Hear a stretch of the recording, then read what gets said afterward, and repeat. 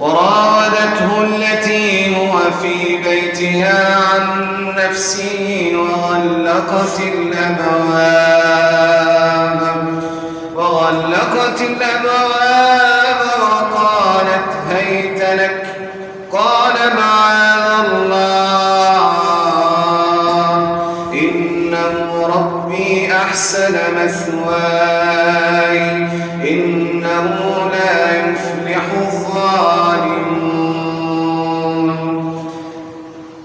لما بلغ أشده وترعرع وبلغ عنفوان الشباب وقوة الشباب، وها هو الذي تربى في بيت امرأة عزيز، هذا يوسف عليه السلام الذي رباه ربه تبارك وتعالى قبل أن يتربى في بيت العزيز، رباه ربه سبحانه وتعالى على العفة، رباه ربه سبحانه وتعالى على تقواه سبحانه وتعالى وخشيته بالغيب، كما أن أباه له باع كبير في تربيته وحسن تربيته مع الله سبحانه وتعالى ومع البشر. وفي المواقف وفي أحلك المواقف يظهر المرء ويبان، ففي المواقف يظهر معادن الرجال.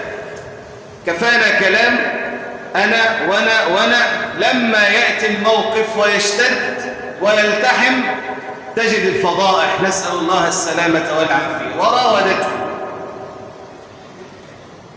من المعلوم أن يوسف عليه السلام كان يعيش في القصر،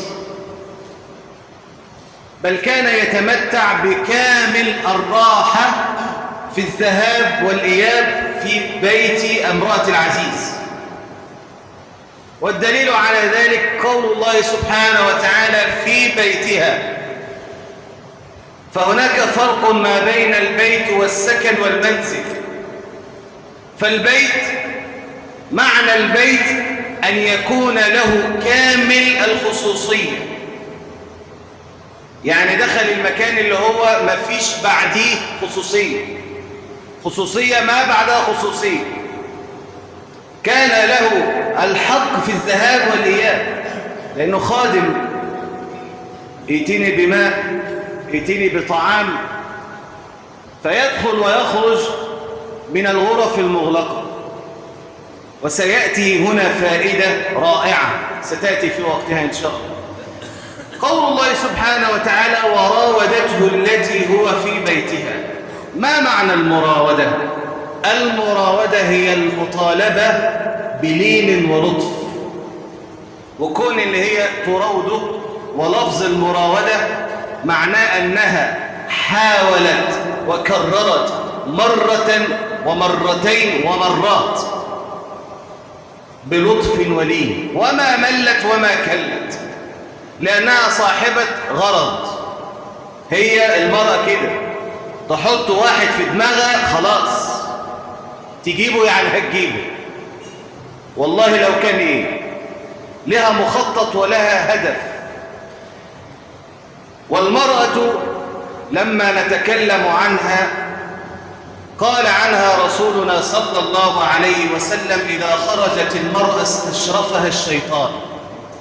تعرف انت لما تكون بره مثلا ومستني واحد في ميعاد معين وعارف ان الشخص ده ليه مواصفات معينة، فأي حد جاي من بعيد شبيه بالمواصفات ده بتقعد تقرب كده وتبعد وتطلع وتنزل.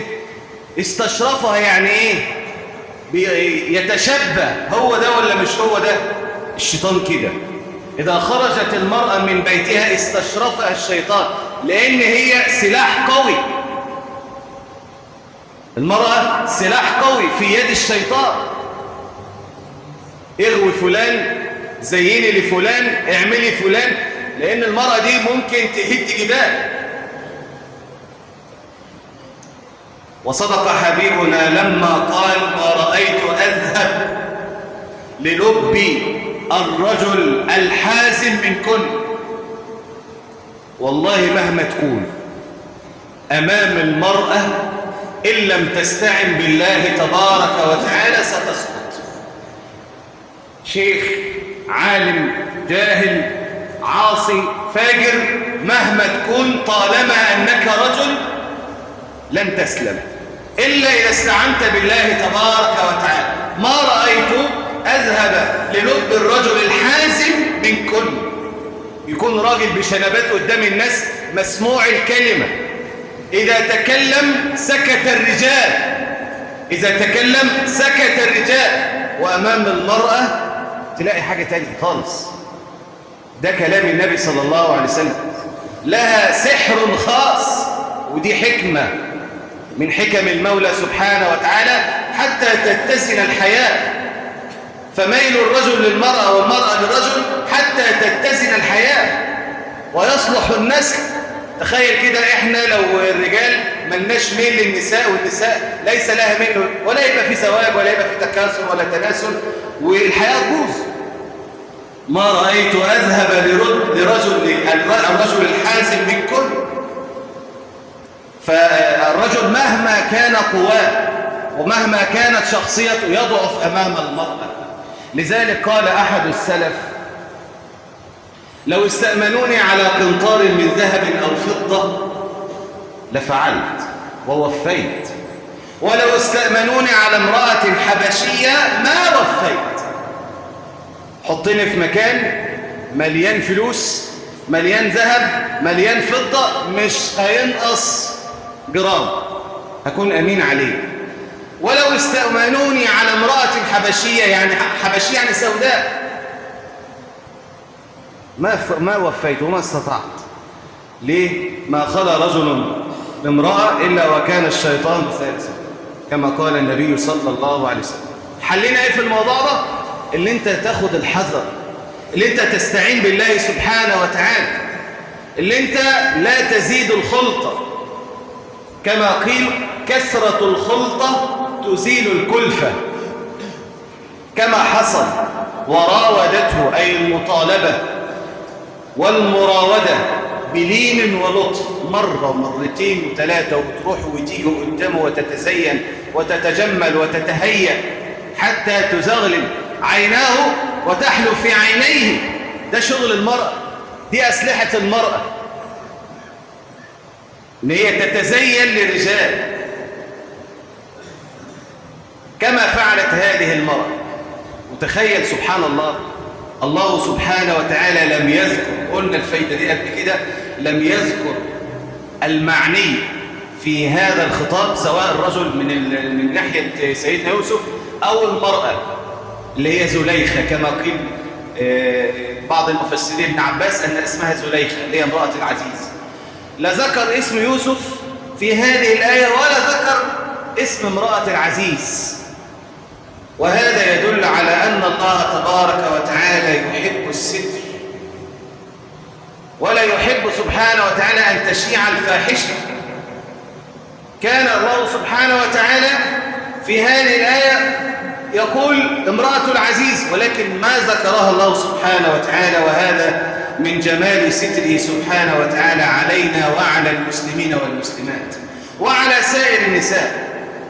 وراودته التي هو في بيتها عن نفسه. قلنا قبل كده كثرة الخلطة تزيل الكلفة. فلما تيجي تتعامل مع المرأة تتعامل بحذر. مش هقول لك ان انت تنفصل وان انت تنفك عن المرأة، لان المجتمع كما قلت لك لا يستقيم ابدا. المرأة والرجل مع بعض في كل حاجة. مش معنى ان احنا نبقى في مجتمع لا يدعو الى الاختلاط والخلطة والكلام ده، اللي احنا ده في جنب وده في جنب ومفيش تعامل خالص. لا، هيبقى في تعامل بس بحذر. وعندنا قصة المرأتين اللي هم بتوع شعيب، أولاد شعيب مع سيدنا موسى، يعني فيها الفوائد والعبر. قال: ما خطبكما؟ إيه شأنكما؟ قالتا: لا نسقي حتى يصدر الرعاء وأبونا شيخ كبير. خلص المهمة وأداها من غير ما يتكلم. ومش ازاي حضرتك وعامله ايه، طب ازاي الصحة، انت عندك كام سنة، طب ايه بتشتكي من ايه بالظبط، طب ايه الحوار.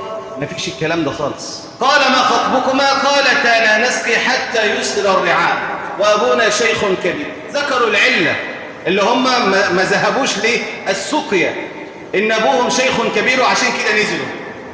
فسقى لهما ثم تولى. ما استغلش بقى الموقف. هي دي النخوة يا رجال، هي دي الرجولة، وهي دي المبادئ، وهي دي الشهامة بتاعت الرجال، شيم الرجال. قالتا لا نسقي حتى يصدر الرعاء وأبونا شيخ كبير فسقى لهما ثم تولى إلى الظل فقال رب إني لما أنزلت إلي من خير فقير. فجاءته إحداهما. خلاص زي ما قلت لك، المرأة لما بتحط حد في دماغها خلاص هو ده. فجاءته إحدى، وعندهم حيل ما يعلم بها إلا الله سبحانه وتعالى. فجاءته إحداهما تمشي على استحياء قالت إن أبي يدعوك ليجزيك أجر ما سقيت لنا. حجة فيها استعفاف، حيلة فيها استعفاف. وبعد كده طبعا استأجروا إن خير من استأجرت القوي الأمين. فالراجل الذكي ده أب لماح ابن السوق يعني زي ما يقال، فهم إن في رغبة عند بنته لهذا الرجل اللي هو سيدنا موسى فتزوجه. فعايز أقول لحضرتك التعامل مع المرأة يكون بحذر، خاصة في المؤسسات اللي احنا ابتلينا فيها، ان في المكتب ممكن يكون الأستاذ الفلاني والأستاذ الفلاني والأستاذة الفلانية والأستاذة الفلانية. أول الأمر ازاي حضرتك يا أستاذ محمد، ازاي حضرتك يا أستاذة سوسة. خلاص يعدي اليوم الثاني الثالث، صباح الخير صباح النور، بلاش بقى أستاذ، احنا خلاص احنا زمل وفي مؤسسة واحدة وفي مكان واحد، خليها محمد حاف. ازيك يا محمد، ازيك يا سوسن، ايه مالك زعلانة ليه؟ وبدأت بقى الحكاية وتفضفض وتتكلم وتطلع اللي عندها. لا ده انت تستاهل احسن من كده، ده انت يتوزن بيك الذهب كله والكلام ده. ويقعد بقى ايه، لان المرأة شهوتها في اذنها، ويطلع بيها وينزل بيها ويلعب بمشاعرها. ومن هنا يأتي الفخ. وراودته التي هو في بيتها. وتلاقي المراودة في الغالب تأتي من النساء. لذلك قال الله سبحانه وتعالى في سورة النور: سورة أنزلناها وفرضناها وأنزلنا فيها آيات بينات لعلكم تذكرون. ركز بقى معايا، قال الزانية، لم يقل الزاني. بدأ بالزانية ليه؟ لأن المراودة تأتي بدايتها من المرأة، ما هي بتتجمل أمامه، راحة جاية بتتسين والعطر والكلام ده. فكل ده بيشغل الراجل مهما كانت شخصيته، مهما كان إيمانه، هيهتز. وراودته أي ملاطفة بلطف، المطالبة بلطف ولين، مرة ثم مرة ثم مرات. ومش من أول مرة وغلقت مرة واحدة، لا ده كان في سابق، في سوابق وفي لواحق، وحاولت مرات كتير عديدة. كونه اللي هو بيعمل في البيت اللي هو في الخصوصية.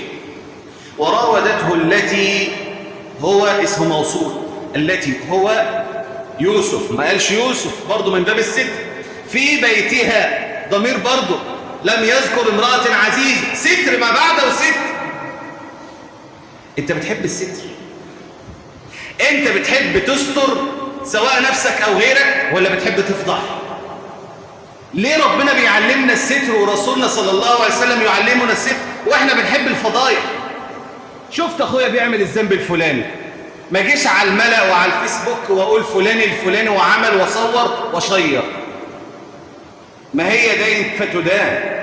هتستر هتتستر. من ستر مسلما في الدنيا ستره الله في الدنيا وفي الآخرة.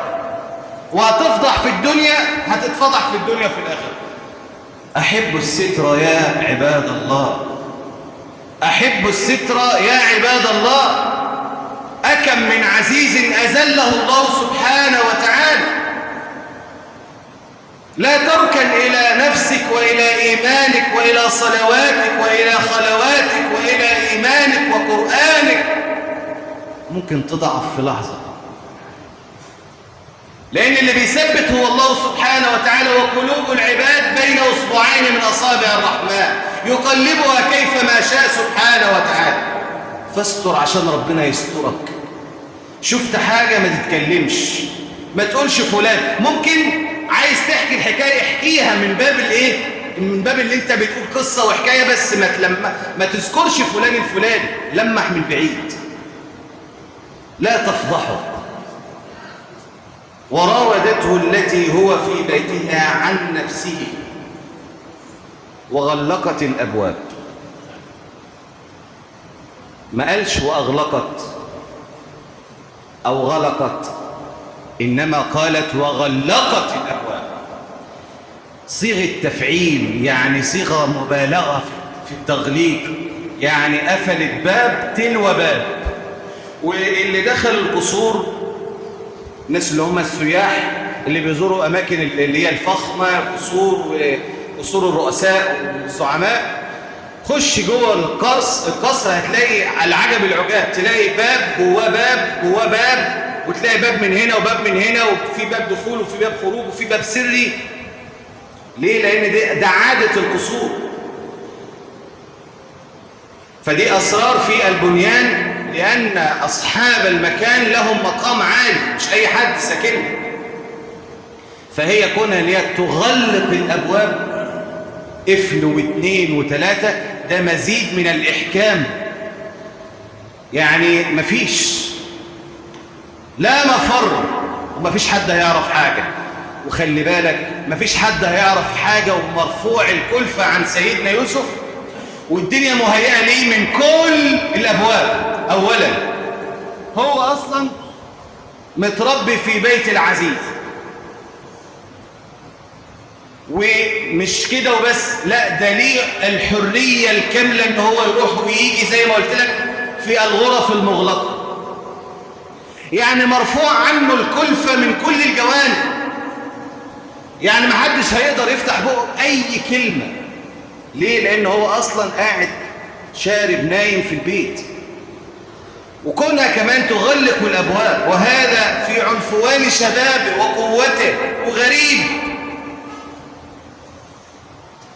وهي امرأة ذات منصب وجمال، لها صولات وجولات في القصر، تأمر وتنهى، وكلمتها مسموعة، محدش يقدر يفرض لها كلمة.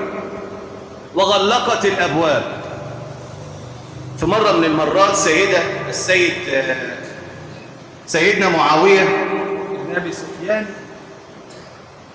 لما سمع بفلان من المسلمين يتكلم عنه فاستدعاه.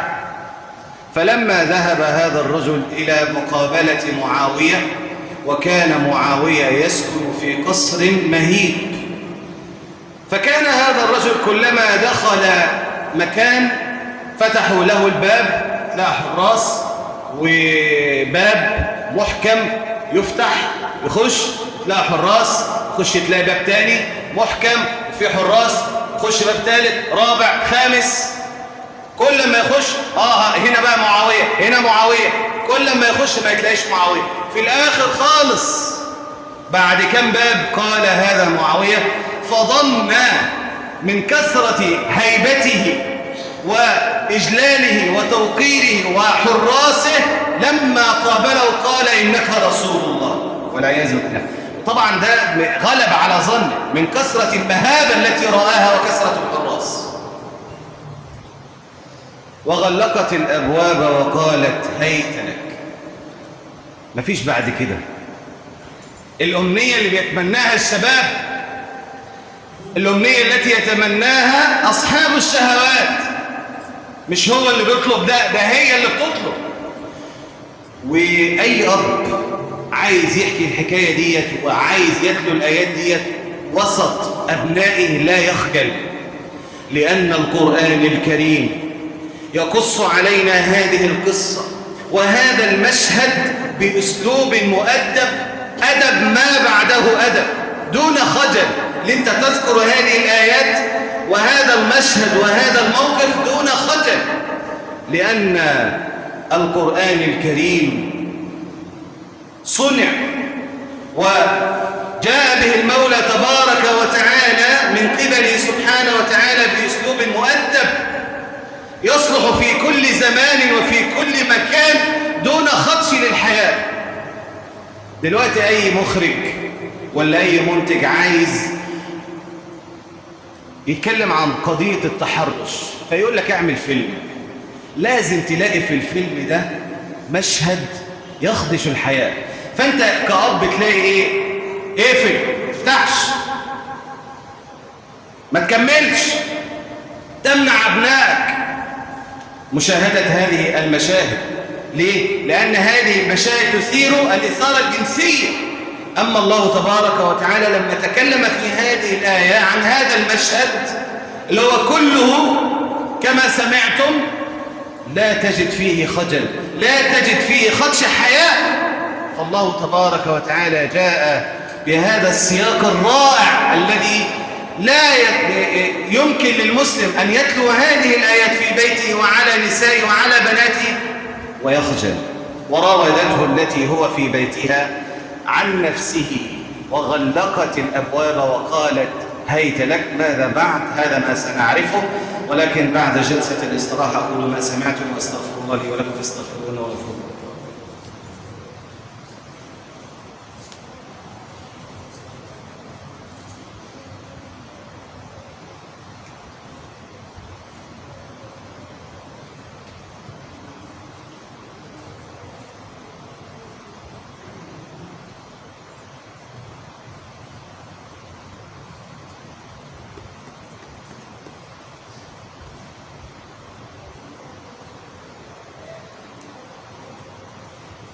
الحمد لله رب العالمين، له الحمد الحسن والثناء الجميل، واشهد ان لا اله الا الله وحده لا شريك له يقول الحق وهو يهدي السبيل، واشهد ان نبينا محمدا صلى الله عليه وسلم امام الانبياء والمرسلين. ثم اما بعد، يوسف عليه السلام اوتي كما قال النبي صلى الله عليه وسلم شطر الحسن والجمال، بمعنى يعني الله سبحانه وتعالى خلق الجبال والأشجار والمحيطات والأنهار كل الخلق المهيب ده. لما بتقعد تبص على هذا الخلق سبحان الله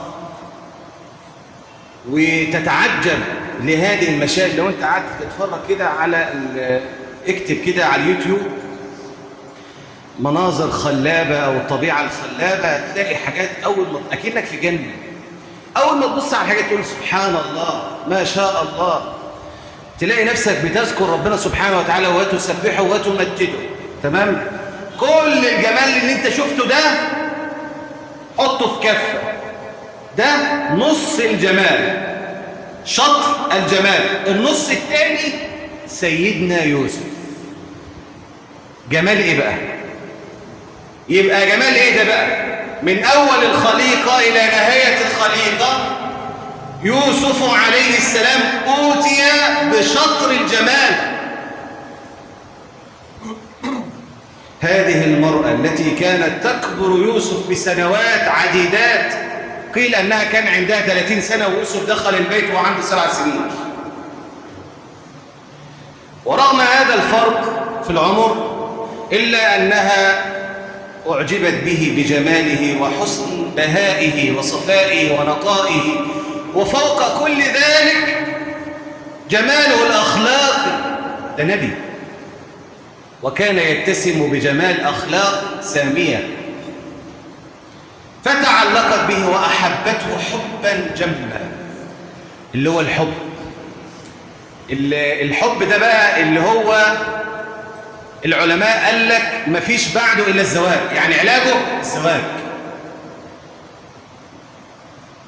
لأن الذي يقذف في قلبك أو في قلبها حب الشخص هو الله سبحانه وتعالى. دي حاجة من عند ربنا سبحانه وتعالى لا تنزعها إلا بزواج كما قال علماؤنا. إن لم تستطع فبقى ضوابط تانية لا يتسع المجال لذكرها. وغلقت الأبواب وقالت هيت لك. هيت لك قيل فيها 7 قراءات، معناها تهيأت وتزينت وأنا لك، افعل معي ما تشاء. قال الكلمة التي ينبغي لكل مسلم ولكل مسلمة إذا وقع في مثل هذا الموقف وفي شبيه هذه المواقف أن يقول وأن يلجأ وأن يعتصم بالله سبحانه وتعالى. فلا راد لهذه الشهوة ولا راد لهذه الشبهات وهذه الشهوات غير الاعتصام بالله رب الأرض والسماوات. قال معاذ الله، ما ركن إلى نفسه وما ركن إلى نبوته وما ركن إلى أخلاقه، اتجه إلى الله سبحانه وتعالى، اعتصم بالله فعصمه الله سبحانه وتعالى. لذلك الحسن البصري ده كان لما بيتكلم العلماء قال لك الحسن البصري ده كلامه يشبه كلام العلماء، يشبه كلام الأنبياء. لما تكلم عن هؤلاء العصاة قال هانوا عليه فعصوه ولو عزوا عليه لعصمه. ركز في الكلام، هانوا عليه فعصوه ولو عزوا عليه لعصمه. فكونك ان انت تقع في المعصية يبقى انت هونت على ربنا سبحانه وتعالى. فارجع وبادر والتجئ الى الله سبحانه وتعالى، خاصة في هذا الزمن اللي بذرة واحدة تلاقي يعني نسأل الله السلامة والعافية. قال معاذ الله، اسمعوا يا شباب، اسمعوا يا شباب، اسمعوا يا رجال، اجعل هذه الكلمة نصب عينيك دائما، حتى ولو وقعت 100 مرة في هذا الذنب دائما تجعل هذه الكلمة نصب عينيك في شهواتك في خلواتك. معاذ الله أن أعصيه، لا تنظر إلى صغر المعصية ولكن انظر إلى عظمة من عصيت. معاذ الله أيلجأ إلى الله سبحانه وتعالى وأعتصم به وأدفع عن نفسي هذه الشهوة باللجوء إليه سبحانه وتعالى. قال معاذ الله إنه ربي، إنه ربي هنا هل الرب اللي هو ربنا سبحانه وتعالى الخالق البارئ أم الرب اللي هو سيده؟ قول يقول أن أقرب ضمير يعود على أقرب مذكور اللي هو الله سبحانه وتعالى. قال معاذ الله اللي هو أقرب مذكور اللفظ الجلالة إنه ربي، يبقى المقصود إنه ربي اللي هو ربنا سبحانه وتعالى. وأكثر المفسرين على قوله إنه ربي أي سيده، إنه ربي أحسن مثواي، ردا على قول الله سبحانه وتعالى لما قال هذا السيد. قال في الآية التي قبلها أكرمي مثواه عسى أن ينفعنا، فكان من جميل رد الجزاء، هل جزاء الإحسان إلا الإحسان، أن يحسن يوسف عليه السلام ما صنعه سيده بإكرامه مثواه. إنه ربي أحسن مثواي، ربي اللي هو سيده. فزي برضو كما سيأتي في الآيات أما أحدكما فيسقي ربه خمرا وأما الآخر فيسلب فتأكل الطير من رأسه، قضي الأمر الذي فيه تستفتيه. فالرب هو السيد. وكما يقال في البيت إذا كان رب البيت للدف ضاربا فشيمة أهل البيت الرقص. فالرب هنا السيد اللي هو اللي بيصرف، اللي بيكلف، اللي بيأكلك، اللي بيشربك. إنه ربي أحسن مثواي، لحم كتافي من خيره ما خدهوش. نتعلم يا إخواننا الوفاء، نتعلم عدم الغدر، نتعلم إن أنا أصون الإيد اللي اتمدت لي في يوم من الأيام. إذا أكرمت الكريم ملكته وإذا أكرمت اللئيم تمرد. ده بقى من شيم الكرماء، اللي هو لما ربنا يكرمه بحد كده يكون كريم ويديله ويعطيله، يفتكر كوباية المية الساعة اللي في يوم من الأيام أنا كنت عطشان وفلان صحاني وقال لي اتفضل اشرب، ما خلهوش وفاه ورد له هذا الجميل في الدنيا. أما اللئيم ده عند شوية مية، يعني ده حاجة يعني انت تعبت في ايه؟ ده لئيم مهما تعمل له مش هتملى عينه، لن تملأ عينه إلا التراب. إنه ربي أحسن مثواي، أي أكرمني وأحسن تربيتي. إنه ربي أحسن مثواي إنه لا يفلح الظالم. فالظلم أن تظلم نفسك بارتكاب المعصية، والذي أوحينا إليك من الكتاب هو الحق مصدقا لما بين يديه إن الله بعباده لخبير بصير. ثم أورثنا الكتاب الذين اصطفينا من عبادنا فمنهم ظالم لنفسه ومنهم مقتصد ومنهم سابق بالخيرات بإذن الله، ذلك هو الفضل الكبير. كونك اللي انت تعمل معصية أول ما بتظلم نفسك، ثم بعد ذلك هتظلم اللي حواليك. يوسف والعياذ بالله لو كان وقع في هذه الفاحشة كان أول شيء هيظلم نفسه، اثنين هيظلم سيده الذي تربى في بيته وخانه، ولكن معاذ الله أن يفعل ذلك. رفع الله تبارك وتعالى عنه هذه الفاحشة لأنه كان من عباده المخلصين كما سيأتي. نتعلم من هذه الآية الرائعة الوفاء، الإخلاص، الستر، العفاف، أن الله تبارك وتعالى إذا عصمك من المعصية فلا عاصم غيره سبحانه وتعالى، وإذا لجأت إليه سبحانه وتعالى في أحلك الأوقات سيردك الله سبحانه وتعالى عن هذه الشبهات وهذه الشهوات بإذن رب الأرض والسماوات. وراودته التي هو في بيتها عن نفسه وغلقت الأبواب وقالت هيت لك قال معاذ الله. سمع قلبك هذه الآية وهذه الكلمة، معاذ الله، معاذ الله أن أقع في الفاحشة، معاذ الله أن أنظر إلى هذه المشاهد القبيحة التي لا ترضي الله سبحانه وتعالى، معاذ الله أن أرتشي، معاذ الله أن أنظر إلى لقمة فلان وعلان، معاذ الله أن أسرق، معاذ الله أن أفعل المعصية، معاذ الله. إنه ربي أحسن مثواي إنه لا يفلح الظالمون. أسأل الله تبارك وتعالى في هذه اللحظات المباركات، عسى أن تكون ساعة إجابة، أن يجعلنا وإياكم ممن يستمعون القول فيتبعون أحسنه. نسأله سبحانه وتعالى في هذه اللحظات أن يسترنا وإياكم بستره الجميل. اللهم استرنا ولا تفضحنا بين خلقك ولا بين يديك. اللهم استرنا ولا تفضحنا بين خلقك ولا بين يديك. اللهم استر بنات المسلمين والمسلمات، اللهم استر بنات المسلمين والمسلمات. اللهم زوج إخواننا المستضعفين من المسلمين والمسلمات. اللهم حصن فروجنا أجمعين، اللهم حصن فروجنا أجمعين، وارضنا يا رب العالمين بالحلال الطيب والرزق الكريم. اللهم اغفر لنا ذنوبنا وإسرافنا في أمرنا وثبت أقدامنا وانصرنا على القوم الكافرين. ربنا آت نفوسنا تقواها زكها أنت خير من زكاها أنت وليها ومولاها. اللهم انصر الإسلام وأعز المسلمين وأذل الشرك والمشركين ودمر أعداءك أعداء الدين. اللهم عليك بهم فإنهم لا يعجزونك، اللهم عليك بهم فإنهم لا يعجزونك. اللهم هزمهم في برك وبحرك وجوك. لا إله إلا أنت سبحانك إنا كنا من الظالمين. وآخر دعوانا الحمد لله رب العالمين. صل اللهم وسلم وبارك على عبدك وخليلك محمد وعلى آله وصحبه